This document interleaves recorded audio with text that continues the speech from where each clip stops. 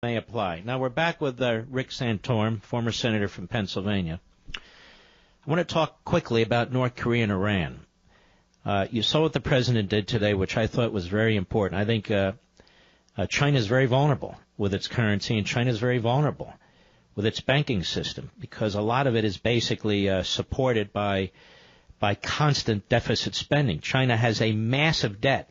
As a percentage of their economy, it's even bigger than ours. And so they have some issues there. And I've been saying, Rick Santorum, that we ought to treat China the way Reagan did the Soviet Union, and that is bring economic pressure on China as well as military pressure. And I don't mean a shooting war, but help South Korea get their 100 nuclear warheads back, which we removed during the Bush 41 administration because we were going to have a denuclearized peninsula and so forth. So there are things that we can do. But I thought what the president did today and what he's trying to do is more effective than past presidents. What are your thoughts on this? There's really no question about it. I mean, what we've seen over Democratic and Republican administrations over the past 20 years is North Korea continuing its march toward missile and nuclear capability to deliver a nuclear weapon, and a lot of talk from both Democrats and Republicans and very little action. And what you've seen from Donald Trump, I mean, think about the success that this president has had at the United Nations in getting the world to sanction North Korea. And I think we've done about as much as we can do from the world, but we haven't even begun to get what the Chinese can do to really throttle this rogue dictator. And you're absolutely right.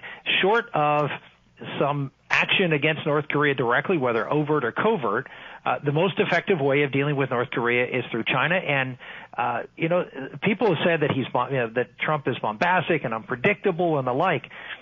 I think that works for this situation. I think having Nikki Haley and Tillerson and Mattis be sort of the level-headed guys, and Trump saying, you know what? Here's the line I'm drawing, and if you don't start coming in our direction, things are going to start happening. And what you see is that that's being listened to. Mm-hmm. Let's turn to Iran. I think you ought to just pull out of this deal, and I think Iran will be hurting mightily, despite what they say, even if the Europeans try and support Iran. And then if we want to negotiate a deal, we negotiate a real deal, and we run it through the Senate. What do you think? Couldn't agree more. The idea that the Europeans are going to buck us on this. If we say that you do business with Iranian businesses like we did before, the Iranian government, we're not going to do business with you, I guarantee you European businesses would rather do business with us than business with the Iranians. So this idea that, these sanctions, we can't go it alone. We can go it alone because we have an economic power that is much more important than Iran. So I know people are shaking in their boots that somehow or another we're going to back out of this agreement. Iran is on its way to a nuclear weapon legitimately under this agreement. We need to delegitimize their nuclear program by canceling this agreement. We need to get the world community showing some leadership and saying that you do business with Iran, you don't do business with us. That'll shut that down very, very quickly and put them in the state they were before the negotiations that Barack Obama put them in. They were on their knees, exactly, politically and economically, and we propped them back up. We need to bring them back down. I'm hearing from a lot of reliable sources we have a problem at the State Department. We have a problem with Rex Tillerson on this Iran deal. We have a problem with Rex Tillerson, the way the president talks and wants to act respecting China to put pressure on North Korea. We're never going to get the entrenched bureaucrats out of there when we have a guy like Tillerson, are we? I don't mean to put you on the spot, but it really is troubling to me. I'm not liking what I'm seeing out of the State Department. I've never liked, even in the Bush administration, I didn't like what I see out of the State Department. And yep. If you go back to Republican and Democratic administrations, in my opinion, we've had very much establishment people go in there and allow the bureaucracy to run the operation, and that doesn't work. It hasn't worked for our country. It hasn't made us safer. And I would like to see someone go in there and shake things up. But that's not going to happen. Well, the president will shake things up. I would agree with you. Yeah. So we ought to get out of the Iran deal, and if we want to renegotiate it, we renegotiate it. But I just want the audience to understand, Iran, as soon as this deal is over, and it's over in 10 years, can build all the nuclear arms at once. As a matter of fact, this deal doesn't cover ICBMs either. Well, look, there's most of the sites that we're most concerned about, we're not even inspecting, or this is. They won't allow us. Yeah, I mean, this is one of these deals where you just scratch your head. Iran has broken every single deal they've ever been in. Now, most of the time we didn't know it at the time, but we found out later they did. I guarantee you we're going to find out that Iran has violated every major tenet of this agreement. They're pursuing a nuclear weapon. They have pulled the wool over, someone who wanted to have the wool pulled over his eyes, and that was Barack Obama. And Donald Trump shouldn't play that game. Mm-hmm. What do you think's going to happen? Well, I mean, the couple of weeks away. Yeah, the problem with on Iran. Yes. Look, the problem with Donald Trump right now is he's been left such a mess in the world by President Obama that he's got a lot of hot spots he's got to deal with, and the question is you can't deal with them all at once, and so which one do you set your priorities on? What's he going to do with this Iran deal? I mean, Rick, after he gave that speech at the UN and said it's the worst deal ever, and so I hope he's done that a few times and then held up the deals. I'm hopeful that this is a sign that he's going to actually pull the plug on this and get the European community to face the music that they have to pull out to. Ladies and gentlemen, it's Rick Santorum. Ask him a lot of questions because Rick Santorum really was among the first. I guess we would call you a nationalist populist. As you know, I'm a constitutional conservative. Yes. But I want to ask you this. DACA. The president has done a complete reversal on DACA. What do you think about that? I'm very disappointed on that. And look, this is a difficult issue, but I'm a constitutionalist too, Mark. And the bottom line is this law is not this is not constitutional. What the President Obama did, and DACA is not a constitutional action. He did the right thing. Now talking about encouraging this is the problem when you give amnesty to a group of people who came in this country illegally, you're going to send a signal for more people to come and create more problems at the border, more problems generally. So there's a solution, and that's enforcing the law and doing it in a humane way. But I just don't see that creating more pressure at the border is a good thing for this country.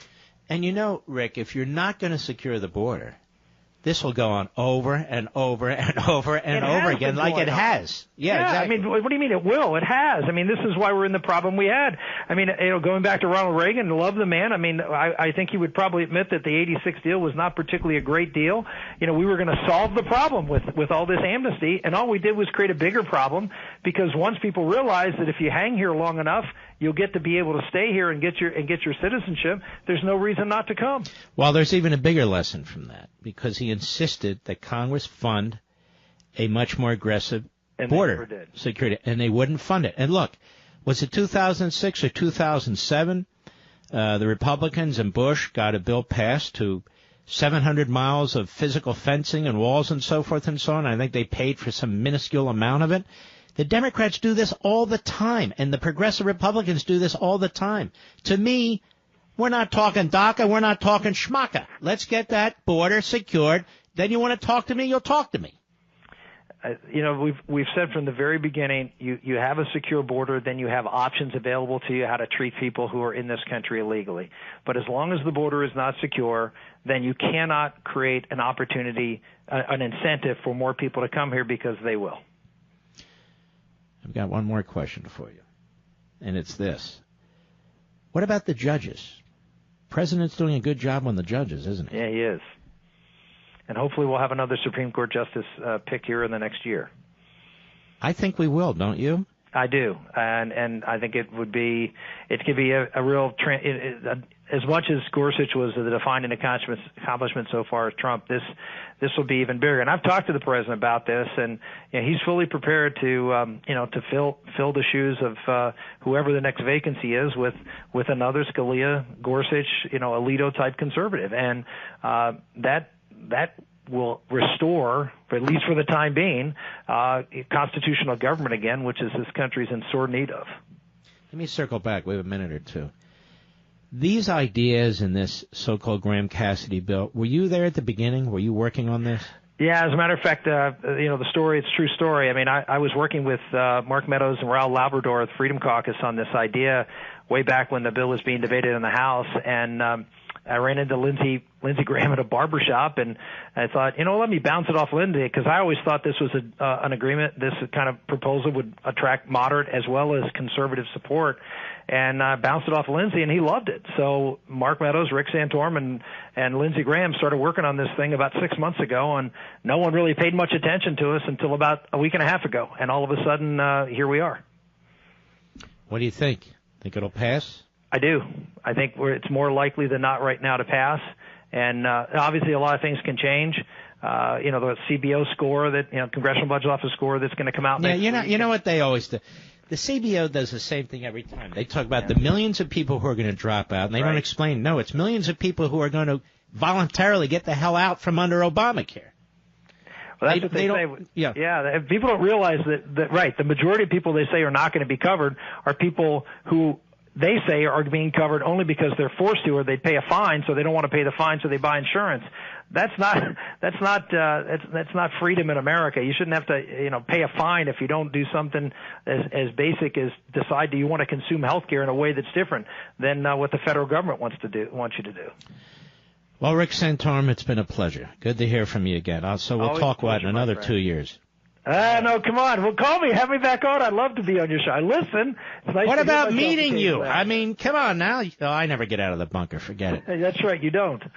How's it? I hope the family's doing well. Everybody's doing amazing well, but after I told them I was going to be on your show, everyone says, why don't we see Mark anymore? And I said, well, I'll ask him. Come on over. We'd love to see you. Well, maybe we will. All right, my friend. God bless you. Take care. Bye-bye. All right. Very, very nice man. A real family man. His wonderful wife, Karen, his 17 and a half, what has he got, 18 kids? I'm just kidding. He's got lovely, lovely kids. I've come to know this family. I haven't been in touch lately, but I really admire them. All right. We'll be right back. Mark Levin.